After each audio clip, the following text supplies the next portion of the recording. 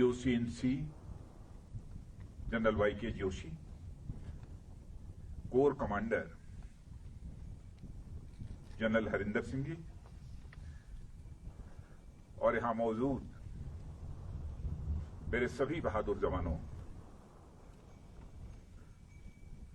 मैं इसे अपना सौभाग्य मानता हूं कि आप लोगों का दर्शन करने का मुझे अवसर प्राप्त हुआ है। मैं यह मानता हूं अपने सेना के जवानों के संबंध में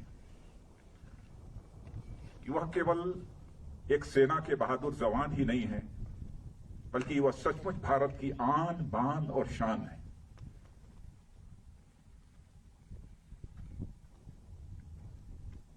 समय समय पर जो भी करिश्माई काम हमारे सेना के जवानों के द्वारा किया गया है, उस पर समस्त देशवासियों को नाज है। आज यदि आपसे मिलकर मुझे बेहद खुशी हो रही है,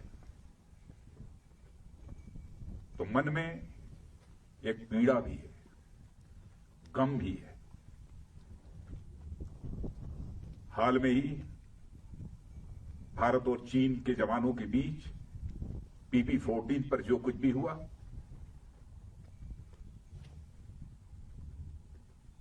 उसमें हमारे कुछ जवानों ने अपना बलिदान देते हुए अपनी सीमा की सुरक्षा की है। उनके खोने का गम है, आपसे मिलने की खुशी है। मैं उनकी स्मृति को स्मरण करना चाहता हूं, उनकी स्मृति को नमन करता हूं, उन्हें मैं हृदय से श्रद्धांजलि अर्पित करता हूं। और मैं ये कहना चाहता हूं कि हिंदुस्तान उनकी शहादत को कभी भूलेगा नहीं।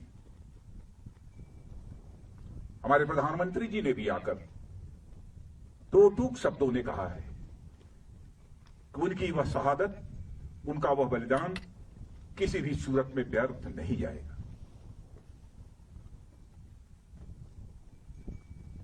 आप जैसे सेना के जवानों को जिन मां बाप ने पैदा किया है,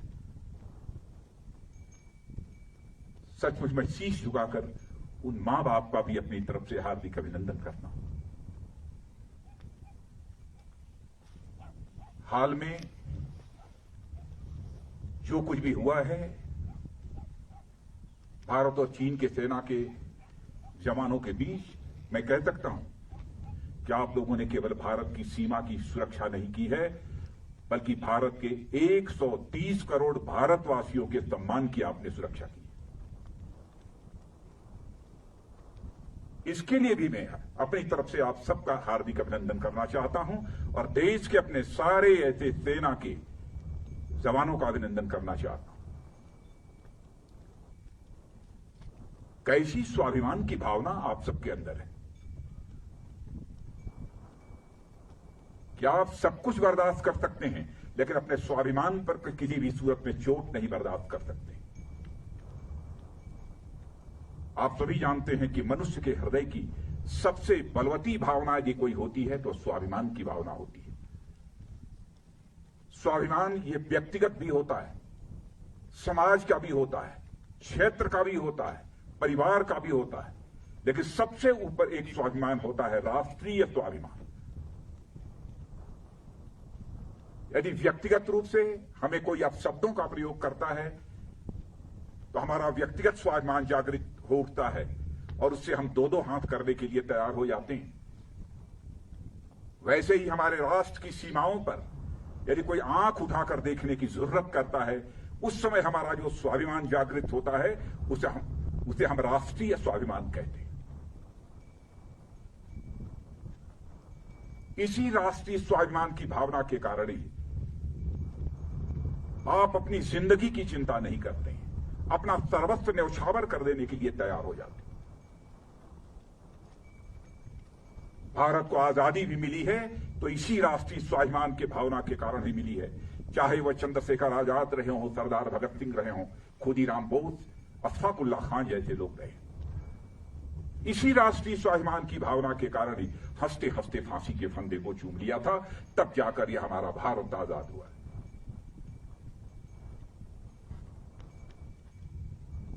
जितना भी आपके बारे में कहा जाए वह कम है।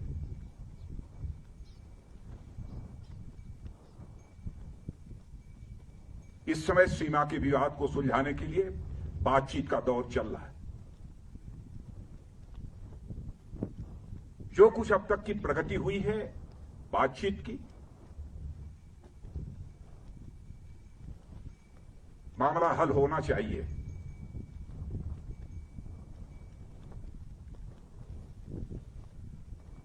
लेकिन कहां तक हल होगा अभी इस संबंध में मैं पूरे कोई गारंटी नहीं दे सकता हूं।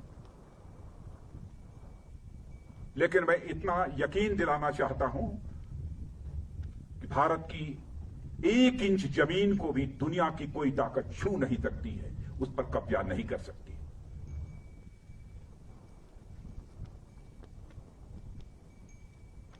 लेकिन बातचीत के द्वारा यदि समाधान निकलता है तो इससे अच्छी बात और कोई दूसरी नहीं हो सकती है। वह सिलसिला चल रहा है, मिलिट्री लेवल पर भी बातचीत चल रही है, डिप्लोमेटिक बातचीत भी चल रही है। भारत का जहां तक सवाल है, भारत दुनिया का इकलौता देश है जिसने सारे विश्व को शांति का संदेश दिया है। भारत दुनिया का इकलौता देश है जिसने कि दुनिया के किसी देश पर न तो कभी आक्रमण किया है और न दुनिया के किसी देश की 1 इंच जमीन पर कभी कब्जा किया है। भारत दुनिया का यह इकलौता देश है जिसने भारत की सीमा में रहने वाले लोगों को ही अपने परिवार का सदस्य नहीं माना है, बल्कि पूरे विश्व की धरा पर रहने वाले लोगों को अपने परिवार का सदस्य मानते हुए वसुधैव कुटुंबकम का संदेश सारे विश्व को किसी एक देश ने दिया है तो हमारे और आपके देश भारत ने दिया। हम अशांति नहीं चाहते, हम शांति चाहते। हमारा चरित्र रहा है कि हमने दुनिया के किसी भी देश के स्वाभिमान पर चोट पहुंचाने की कभी कोशिश नहीं की। लेकिन यह भी मैं कह देना चाहता हूं 2 टूक शब्दों में, यदि कोई दुनिया की ताकत हमारे स्वाभिमान पर चोट पहुंचाने की कोशिश करेगी तो उसे किसी भी सूरत पे हम बर्दाश्त नहीं करेंगे, उसका हम मुंहतोड़ जवाब देने के लिए भी तैयार रहेंगे।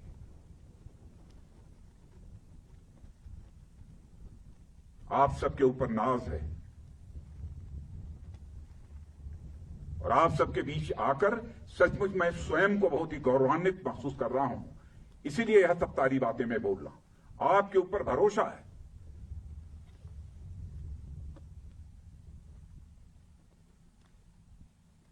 और जिन हमारे जवानों ने अपनी शहादत दी है उसका गम केवल परिवार के लोगों को नहीं है, हम लोगों को भी है,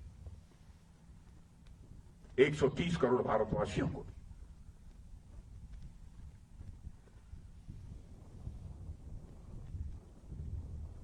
मैं आप सबको बहुत हमारी इच्छा थी कि आप तभी से हमारी भेंट हो। और मित्रों भरोसा रखना, अब हमारा भारत यह कमजोर भारत नहीं है, भारत का एक सशक्त नेतृत्व है। नरेंद्र मोदी जैसा प्रधानमंत्री हमको मिला है, फैसला लेने वाला प्रधानमंत्री, दृढ़ इच्छा शक्ति का प्रधानमंत्री।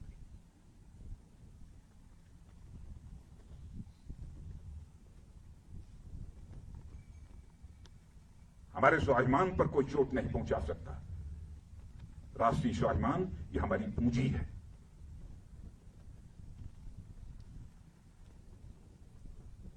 आज के अवसर पर मैं समझता हूं कि और अधिक कुछ कहने की जरूरत नहीं है।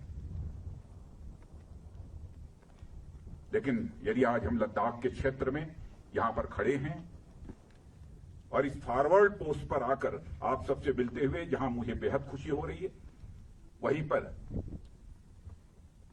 इसी लद्दाख के कारगिल द्रास सेक्टर में भारत की सीमा की रक्षा करते हुए, 1-1 इंच जमीन की रक्षा करते हुए हमारे सेना के जवानों ने जो शहादत दी है, उनको भी मैं इसमें स्मरण करना चाहता हूं और उनको भी मैं श्रद्धांजलि अर्पित करना चाहता हूं, क्योंकि कारगिल दिवस की भी एनिवर्सरी 26 जुलाई को है। और यहां आया हूं तो मैंने सोचा कि दिल्ली से तो उनको स्मरण करेंगे ही, लेकिन इस लद्दाख की धरती पर आकर उनको स्मरण करना चाहता हूं। और उनकी शहादत सदैव हम सबके लिए एक सोर्स ऑफ इंस्पिरेशन, एक प्रेरणा के स्रोत के रूप में काम करती रहेगी। इन्हीं शब्दों के साथ पुनः आप सबको हार्दिक शुभकामनाएं देता हूं। आपको, आपका और साथ ही साथ आपके परिवार के सभी सदस्यों का भारत का रक्षा मंत्री होने के नाते शीश झुकाकर अभिनंदन करते हुए अपना निवेदन समाप्त करता हूं। भारत माता की, भारत माता की। एक बार बोलिए, भारत माता की, भारत माता की, भारत माता की, भारत माता की। बहुत बहुत धन्यवाद।